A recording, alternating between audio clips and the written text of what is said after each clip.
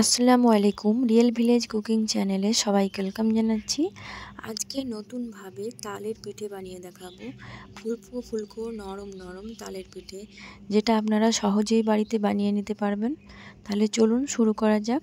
এখানে আমি নিয়ে নিয়েছি দুটো তালকে ভালোভাবে মেরে নিয়েছি। আর এখান থেকে আমি কিছুটা পরিমাণ নেব, খুব বেশি নেব না।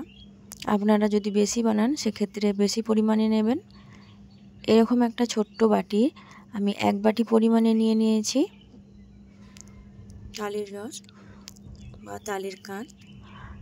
এটা আমি ঢেলে নিচ্ছি একটা বোলের মধ্যে।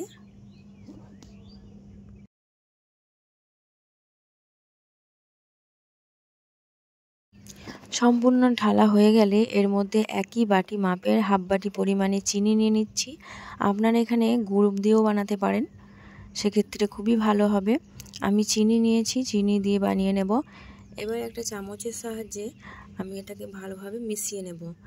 মিশিয়ে নেওয়ার ফলে দেখবেন এটা খুবই পাতলা হয়ে আসবে, চিনিটা গলে যাবে।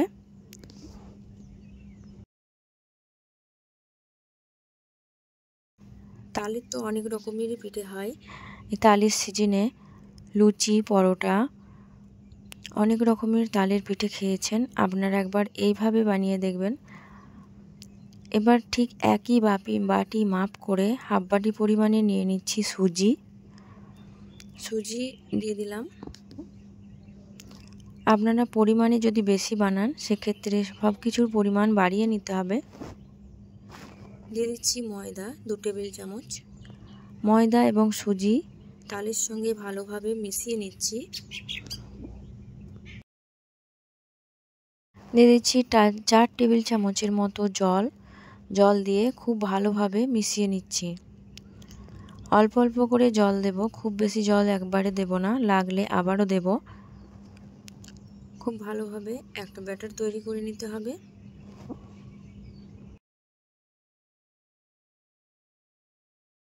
আবারও কিছুটা পরিমাণ জল দিয়ে দেব।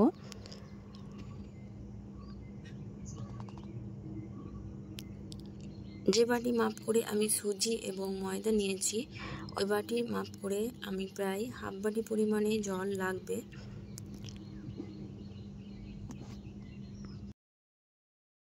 ব্যাটারটা কিন্তু খুব ভালোভাবে 2 মিনিট টাইম নিয়ে ফেটিয়ে নিতে হবে। যেহেতু এখানে সুজি আছে, জলের পরিমাণটা লাগতে পারে। ব্যাটারটা যখন খুব ভালোভাবে মাখানো হয়ে যাবে, আমি এটা রেস্টে রেখে দেবো 5 মিনিটের মতো। 5 মিনিটের মতো রেস্টে রেখে দিচ্ছি একটা ঢাকনার সাহায্যে ঢাকা দিয়ে।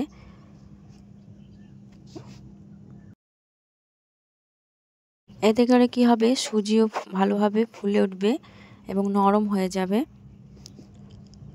এই দেখুন, আমি আবারও ভালোভাবে ফেটিয়ে নিচ্ছি। এখানে দিয়ে দিচ্ছি একই বাটি মাপ করে 2 থেকে 3 টেবিল চামচের মতো নারকেল। আর দিয়ে দিচ্ছি মৌরি 1 চামচের মতো। মৌরি দিলে খেতে কিন্তু খুবই ভালো লাগে। এটা অপশনাল, আপনারা যদি পছন্দ করেন দেবেন। সব কিছুকে ভালোভাবে মিশিয়ে নিতে হবে।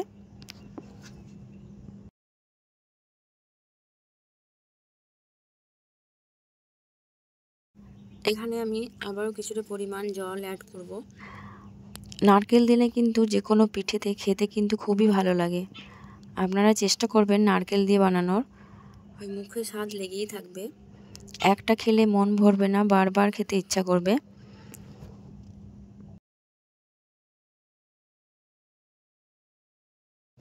ব্যাটারটা এখানে প্রায় রেডি হয়ে গেছে, এই দেখুন। এবার এগুলোকে আমি ভেজে নেব। এই দেখুন, ঠিক ব্যাটারটা এরকম হবে।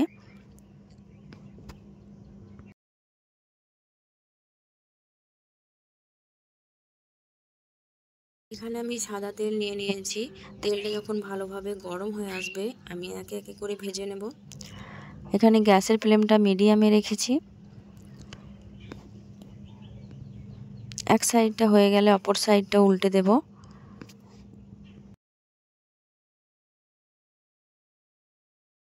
ওপর থেকে তেল এভাবে উপরে ছিটিয়ে দেবেন।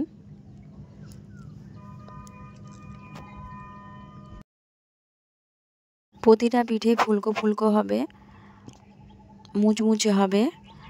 এতে সুজি দেওয়া আছে, খেতে কিন্তু খুবই মুচমুচে হবে, ভেতরটা নরম,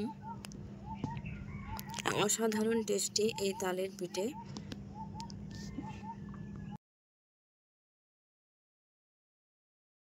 এই দেখুন কত সুন্দরভাবে ফুলে উঠেছে। এই পিঠেটা প্রায় ভাজা হয়ে গেছে, আমি এটাকে তেল ঝরিয়ে তুলে নেব।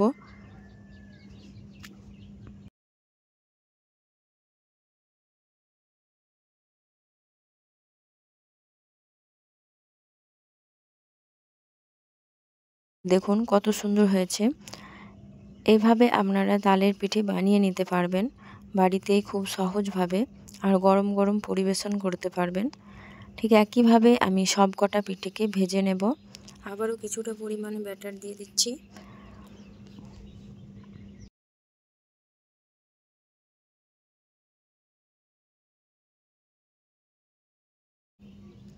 উল্টে পাল্টে ভেজে নেব। এই পিঠেগুলো ভাজতে বেশি টাইম লাগে না, খুব অল্প সময়ের মধ্যে ভাজা হয়ে যায়।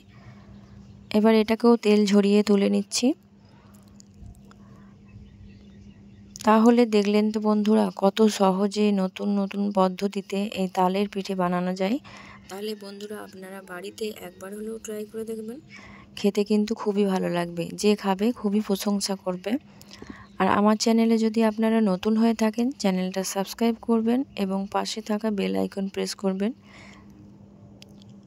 এই দেখুন কত নরম, ভেতরে ওপরে মুচমুচে ক্রিস্পি। তাহলে ঝটপট দেরি না করে বাড়িতে আপনারা একবার হলেও ট্রাই করে দেখবেন, খেতে কিন্তু খুবই ভালো লাগবে। অসাধারণ টেস্টি এই তালের পিঠা। আমি আপনাদেরকে একটা ভেঙেও দেখাবো।